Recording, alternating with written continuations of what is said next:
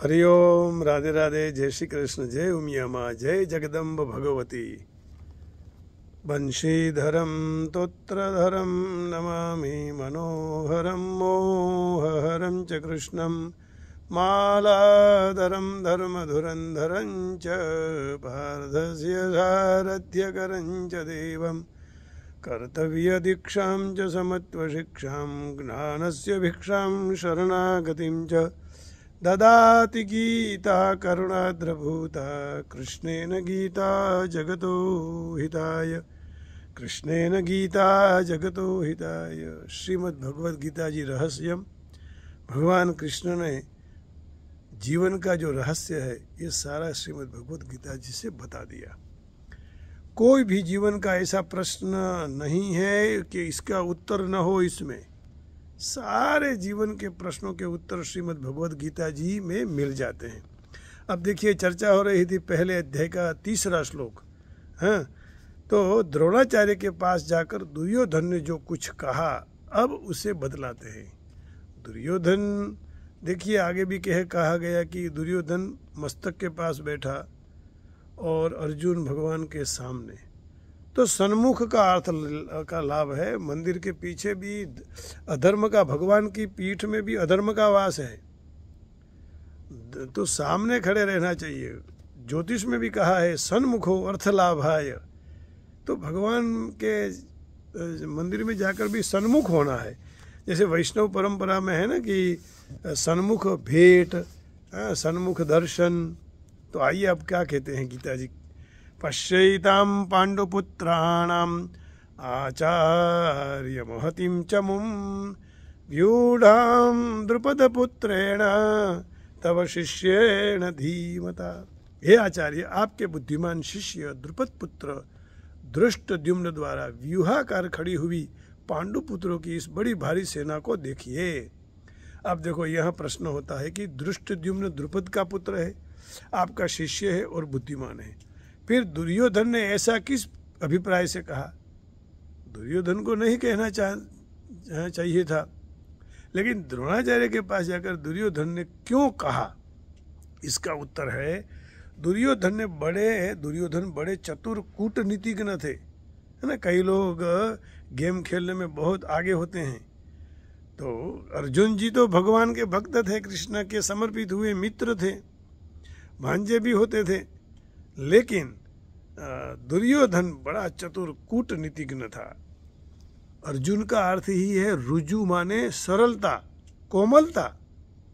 तो धृष्टद्युम्न के प्रति प्रतिहिंसा और पांडवों के प्रति द्रोणाचार्य की बुरी भावना उत्पन्न करके उन्हें विशेष उत्तेजित करने के लिए दुर्योधन ने धृष्टद्युम्न को द्रुपद पुत्र एवं आपका बुद्धिमान शिष्य कहा, ताकि उनको खून गर्म हो ना, उनको युद्ध के लिए और मजबूत हो जाएं। तो इन शब्दों के द्वारा उन्हें इस प्रकार समझा रहे हैं कि देखिए, द्रुपद ने आपके साथ पहले बुरा बर्ताव किया था और फिर उसने आपका वध करने के लिए उद्देश्य से ही यज्ञ करके धृष्टद्युम्न को पुत्र रूप से प्राप्त किया था। धृष्टद्युम्न इतना कूटनीतिज्ञ है और आप इतने सरल हैं कि आपको मारने के लिए पैदा होकर भी उसे आपके ही द्वारा धनुर्वेद की शिक्षा प्राप्त कर ली। फिर इस समय भी उसकी बुद्धिमानी देखिए, ये देखो कितनी कूटनीतिज्ञ। उसके मामा शकुनी, वो तो उससे भी आगे जाते थे खेलने में, हैं? लेकिन अंत क्या हुआ? विनाश हो गया। तो कोई खेल खेलने में आनंद नहीं है, भगवान का नाम लेने में जो आनंद है वही सबसे बड़ा आनंद है। तो आज सुरेंद्र जी ने एक सूत्र कहा था कि न कुछ लेना न कुछ देना, फिर भी आनंद ही आनंद है। ये स्वाध्याय में भी ये सूत्र है, स्वाध्याय परिवार। तो भाव यही है कि आनंद लेना है, उससे कोई गेम खेलने की जरूरत नहीं, यहाँ का वहाँ का यहाँ करने की भी जरूरत नहीं है। भगवान के चरण में आकर भक्ति भाव से उनके सेवक हो जाओ, दास हो जाओ, बस परमात्मा प्रसन्न हो जाएंगे। जैसे अर्जुन ने, आगे भी बात आ गई कि अर्जुन ने सेना नहीं मांगी, अर्जुन ने भगवान को मांगा कि आप मेरे साथ रहिए, मुझे अक्षौहिणी सेना नहीं चाहिए, वैभव नहीं चाहिए। तो अभी इसकी बुद्धिमानी देखिए, उसने आप लोगों को छकाने के लिए कैसी सुंदर व्यूह रचना की है। ऐसे पुरुष को पांडवों ने अपना प्रधानपति सेना बनाया है। अब आप ही विचारिए कि आपका क्या कर्तव्य है। तो इस तरह ये जवाब दिया। दूसरा प्रश्न, कौरव सेना 11 अक्षौहिणी थी और पांडव सेना केवल 7 ही अक्षौहिणी थी। फिर दुर्योधन ने उसको बड़ी भारी महती क्यों कहा और उससे देखने के लिए आचार्य से क्यों अनुरोध किया? छोटे होते हुए भी बड़े कह दिया, बड़ी सेना कह दी। तो जवाब है, संख्या में कम होने पर भी वज्र व्यूह के कारण पांडव सेना बहुत ही बड़ी मालूम होती थी। दूसरे यह भी बात है कि संख्या में अपेक्षाकृत स्वल्प होने पर भी जिसमें पूर्ण सुव्यवस्था होती है वह सेना विशेष शक्तिशालिनी समझी जाती है। इसलिए दुर्योधन कह रहे हैं कि आप इस व्यूहाकार खड़ी हुई सुव्यवस्थित महती सेना को देखिए, ऐसा उपाय सोचिए जिससे हम लोग વિજયી હોં। એ કહેવાનો ભાવ એવો છે કે તમે ઓછી સંખ્યામાં હો પણ સુવ્યવસ્થિત હો તો તમારો વિજય થાય। એકતા હોય अथवा ઓછા હોય પણ બલવાન હોય। देखो ना, सिंह अकेला होता है। अब घेटा जो बोलते हैं ना गुजराती में, घेटा बकरा, भेड़िए कितने सारे होते हैं, लेकिन एक सिंह को देखकर सारे भाग जाते हैं। तो संख्या क्वांटिटी से क्वालिटी का महत्व होना चाहिए। तो भगवान के पास भी जाकर हम हमारे सब जो दुर्गुण हैं, दुष्ट भाव हैं, वो उनको सौंप दें, उनके चरण में रखकर शुद्ध हो जाएं। अब एक बार आप शुद्ध हो गए तो बुद्ध होंगे। बुद्ध हो जाएंगे तो कभी युद्ध होने वाला नहीं है। तो यदि जीवन के युद्ध में बुद्ध और शुद्ध होना है तो केवल भगवान की शरणागति स्वीकार के आगे बढ़ना चाहिए। नहीं तो एक दिन तो ईश्वर के वहाँ जाना ही है ना। देखिए छोटे से भजन में कहा है, एक दिन जाऊं हरि नाम ने चालो संसार मां। एक दिन जाऊं हरि नाम, एक दिन जाऊं हरि नाम। जो जो ये दिवस ओचिंतो आवशे, रह जो गोविंद ना गान मां। एक दिन जाऊं हरि नाम मां, चेती ने चालो संसार मां। एक दिन जाऊं हरि नाम मां। एनी खबर संदेशो नावशे, एनी खबर ना संदेशो आवशे। नहीं आवे तार के टपाल मां।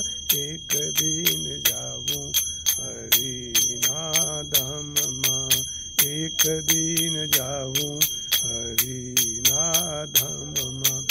लेसे जवाब त्या पापने पुण्यनो, लेसे जवाब त्या पापने पुण्यनो।